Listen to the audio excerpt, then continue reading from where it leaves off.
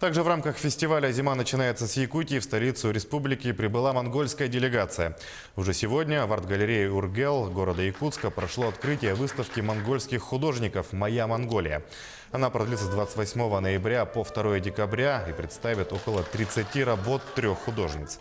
По словам организаторов, это не первая выставка иностранных гостей. В рамках общества монголо-саха сотрудничества в арт-галерее Ургел и ранее представлялись работы монгольских художников. И мне очень приятно увидеть наших друзей снова и каждый раз открывать талантливых художников.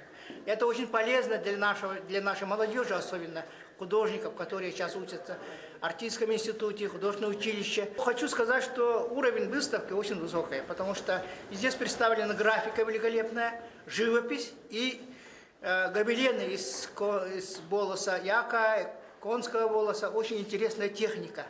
Потому что мы тоже, наши мастера тоже делают валяние, да, из этого, из различных этих меховых изделий. И они вот как-то тоже получают какой-то опыт работы, обмен работы.